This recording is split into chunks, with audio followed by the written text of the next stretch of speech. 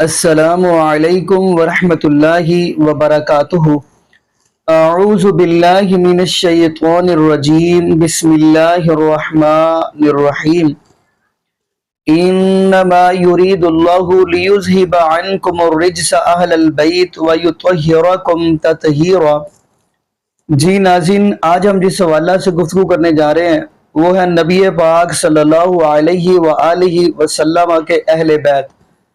یقین مانیے وہ بندہ خوش نصیب بندہ ہے جو نبی پاک صلی اللہ علیہ وآلہ وسلم کے اہل بیت کے ساتھ، گھرانے کے ساتھ محبت، دل سے سچی محبت اور پیار کرتا ہے، کیونکہ نبی پاک صلی اللہ علیہ وآلہ وسلم نے فرمایا کہ جو بندہ اہل بیت سے محبت کرتا ہے اللہ تو بھی ان کے ساتھ محبت کر۔ یعنی نبی پاک صلی اللہ علیہ وآلہ وسلم نے یہ بات فرمائی کہ اللہ جو میرے اہل بیت کے ساتھ محبت کرتا ہے اللہ تو بھی ان سے محبت کر۔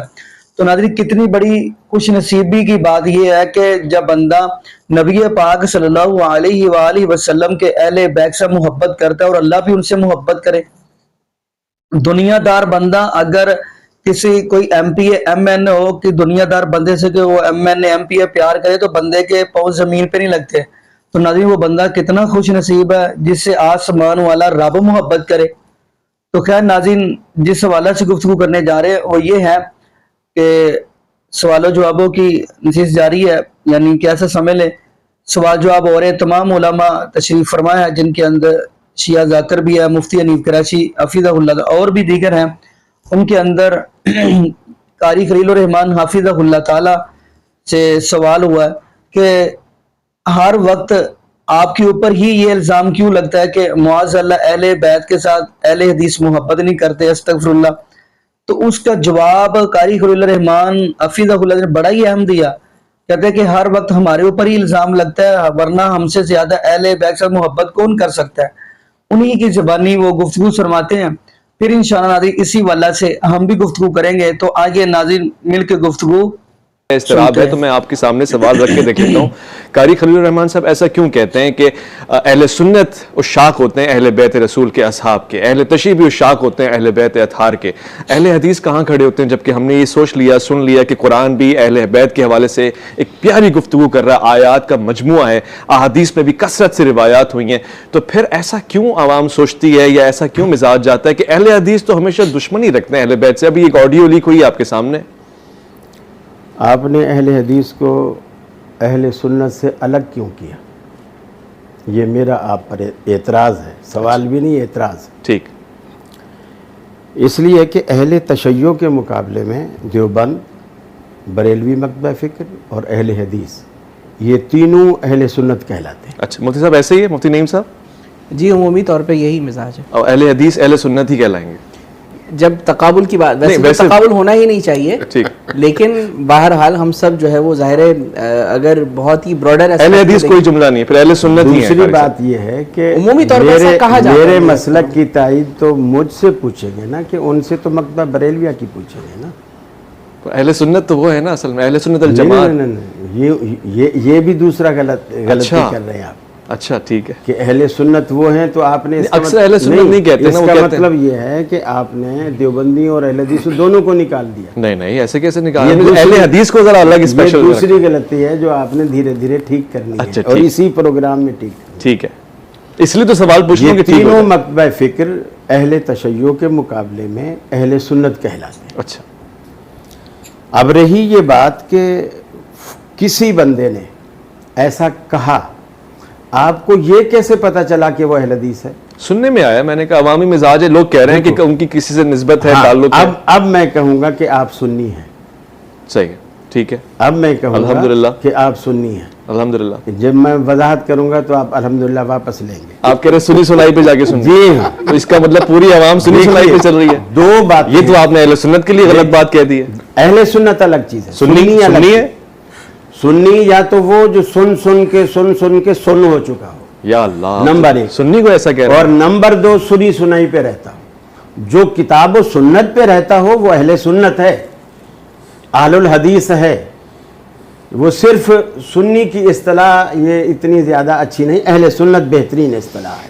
اور وہ ہم تینوں پر اس کا اطلاق. یہ میں مفتی صاحب سے پوچھ لوں گا بعد میں, لیکن آپ کنٹینیو. نہیں مجھ سے بھی پوچھیے گا. اور دوسری بات یہ ہے کہ صرف سنی سنائی بات پہ یقین کرنا اور کسی ایک مسلک کو اس پہ بلیم بھی لگا دینا, یہ کسی طرح بھی نہ عقلاً نہ شرعاً نہ اخلاقاً کسی طرح بھی مناسب نہیں. بالکل ایسے کسی طرح, بالکل ایسے جب تک آپ کے پاس پروف نہ ہو.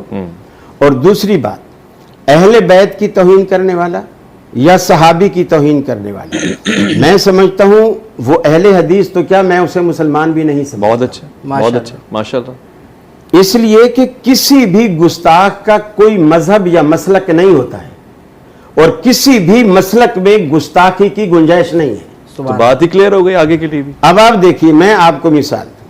اب یہ سنی سنائی یہ بات ہو گئی, آپ نے چلو کر بھی دی, مجھ سے کر لی, اور ہم انشاءاللہ اس کو رفع بھی کر رہے ہیں اور دور بھی ہو جائے گی.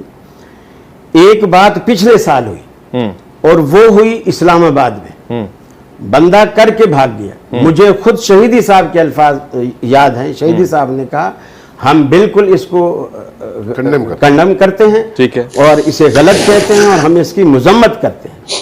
کسی نے بھی ان پر بلیب نہیں دیا, نام اس کا بھی آتا تھا, لیکن کسی نے یہ نہیں کیا کہ تصویر ان کی لگائی ہو, نام آصف لگایا ہو, اور ان کے چہرے پر کاٹی لگائی ہو اور احتجاج کیا ہو. قابل مذمت ہے یہ. اب یہاں جو معاملہ ایک ہفتے, 1.5 ہفتے, 2 ہفتے سے ہو رہا ہے, تصویر ابتسام کی لگائی جا رہی ہے, نام عبد الرحمن لکھا جا رہا ہے, یا کہیں نام جو ہے وہ کوئی اذان الہی لکھا جا رہا ہے, کہیں اس کو بھانجا بھتیجا بتایا جا رہا ہے, لفظ الہی سے. لفظ الہی, مجھے بتائیے ربانی صاحب, شہباز شریف آخر میں شریف لگتا ہے, ٹھیک ہے, نواز شریف آخر میں شریف لگتا ہے. اگر میں بولوں کہ بابرہ شریف, تو کیا وہ کہیں گے کہ ان کی بھتیجی ہے, بھانجی ہے, کزن ہے, کچھ ہے؟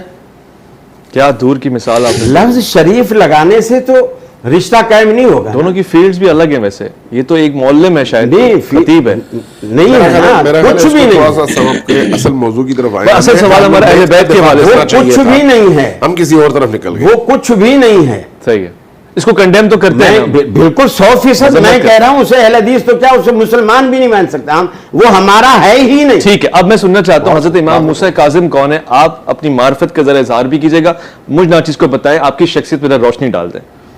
پہلی بات تو یہ ہے کہ ائمہ ہمارے ہوں یا ائمہ اہل بیت یعنی اہل تشیع کے ہوں, اور خاص کر جو اہل تشیع کی جو کڑی ہے رسول اکرم صلی اللہ علیہ وسلم سے جو چلتی ہے, وہ اتنی محترم کڑی ہے کہ کوئی تصور بھی نہیں کر سکتا, کوئی تصور بھی نہیں کر سکتا ان کے خلاف سوچنے کا, ان کے خلاف زبان درازی کا, اور پھر وہ یہ بھی سوچے کہ میں مسلمان بھی ہوں, بے شک یہ بھی سوچے کہ میں مسلمان بھی ہوں.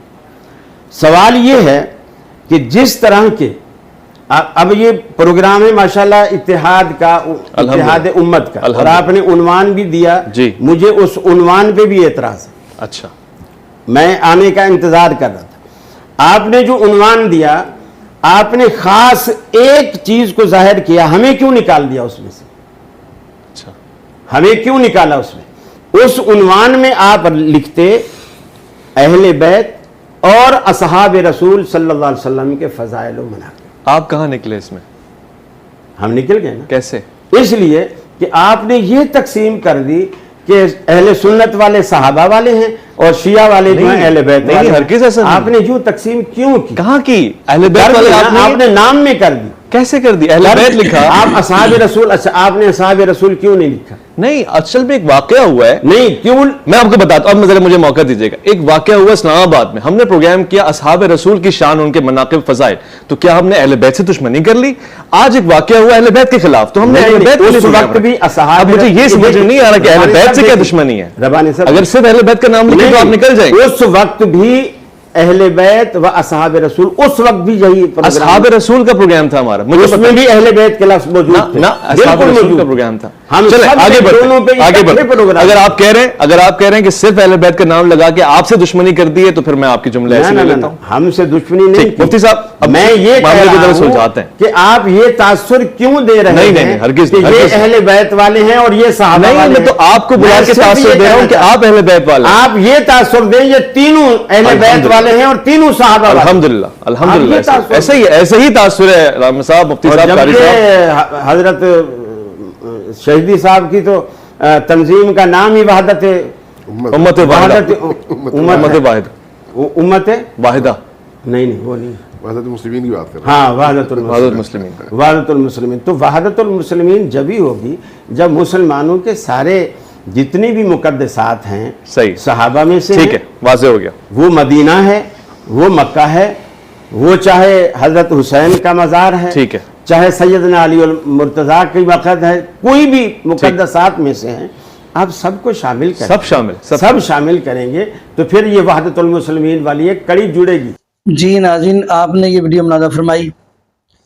ناظرین نبی پاک صلی اللہ علیہ وسلم کے اہل بیت پہ نمبر پہ اہل بیت قرآن پاک کے اندر نبی پاک صلی اللہ علیہ وسلم کی ازواج مطہرات کو بھی کہا گیا ہے قرآن پاک کے اندر دیکھیں گے.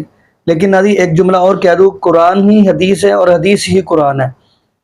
جیسا کہ آپ نے دیکھا ہوگا کہ نبی پاک صلی اللہ علیہ وسلم کی حدیث ہے کہ جب نبی پاک صلی اللہ علیہ وسلم کے نواسے حضرت حسن حضرت حسین رضی اللہ تعالی عنہما اور سیدنا پیارے علی المرتضیٰ رضی اللہ تعالی عنہ اور نبی پاک صلی اللہ علیہ وسلم کی بیٹی سیدہ فاطمہ رضی اللہ تعالی عنہا اپنے ابو جی کے گھر آئیں تو نبی پاک صلی اللہ علیہ وسلم نے چادر کے اندر اوڑھ کر یہ بات کہی اللہم ہؤلاء اہل بیتی، اللہ یہ میرے اہل بیت ہیں، اللہ میں ان سے محبت کرتا ہوں، اللہ تو بھی ان سے محبت کر.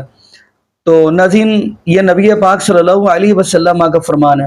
قرآن پاک کے اندر آپ دیکھیں گے آپ قرآن کہتا ہے انما یرید اللہ لیذھب عنکم الرجس اہل البیت ویطہرکم تطہیرا.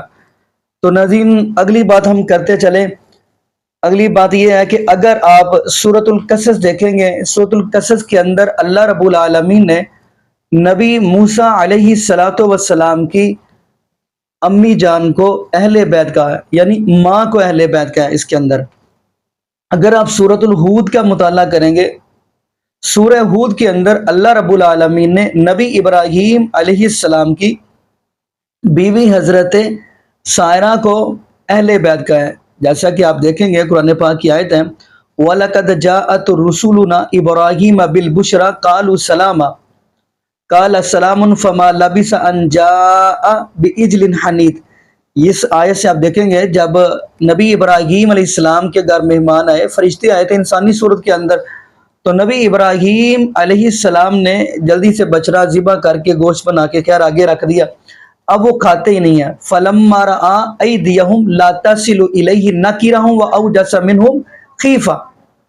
تو ناظرین آگے وہ فرشتے تھے آپ کو پتہ ہے فرشتے تو کھاتے ہی نہیں ہیں پیتے ہی نہیں ہیں وہ آگے ہاتھ نہیں بڑھاتے لیکن نبی ابراہیم علیہ السلام ڈر گئے کہ ہم نے یعنی بچڑا ذبح کیا پھر اس کا گوشت بنا کے سر کچھ آگے رکھا اور یہ کھا ہی نہیں رہے. اور ایک چیز اور ملتی ہے نبی ابراہیم علیہ السلام کو علم غیب نہیں تھا ان کو پتہ نہیں تھا کہ یہ فرشتے ہیں. اگر فرشتے کو پتہ چل جاتا اگر پتہ ہوتا تو وہ کبھی بھی یعنی بیچڑا ذبح کر کے گوشت بنا کے پھر گوشت کباب جو بھی بنا کے آگے رکھتے ایسا نہیں ہوتا. تو خیر ناظرین اس سورہ ہود کے اندر اللہ رب العالمین نے نبی ابراہیم علیہ السلام کی بیوی حضرت سارہ کو اہل بیت کا ہے. تو ناظرین قرآن پاک کے اندر اگر دیکھیں گے اور یہ نبی پاک صلی اللہ علیہ وسلم کے فرمان سے ثابت ہے کہ پیارے علی المرتضیٰ رضی اللہ تعالی عنہ اور نبی پاک صلی اللہ علیہ وسلم کے نواسے اور سیدہ فاطمہ رضی اللہ تعالی عنہ ان کو نبی پاک صلی اللہ علیہ وسلم نے فرمایا کہ اللہم ہؤلاء اہل بیت، اللہ یہ میرے اہل بیت ہے. تو باقی ناظرین یہاں پہ ہم دعا کرتے ہیں اللہ پاک ہمارے دل کے اندر سچے دل کے ساتھ اہل بیت سے محبت نصیب فرمائے اور یہ بھی دعا کرتے چلے اللہ پاک ہمیں نبی پاک صلی اللہ علیہ وسلم کی شریعت کے مطابق زندگی گزارنے کی توفیق دے اور اللہ پاک ہمیں 5 وقت کا پکا اور سچا نمازی بنائے. اور جتنے بھی بے اولاد جوڑے ہیں اللہ پاک سب کو نیک نوینہ صحت تندرستی والی ایمان والی لمبی زندگی والی اولاد عطا فرما دے. جزاکم اللہ خیرہ. احسن الجزاء. السلام علیکم ورحمۃ اللہ وبرکاتہ.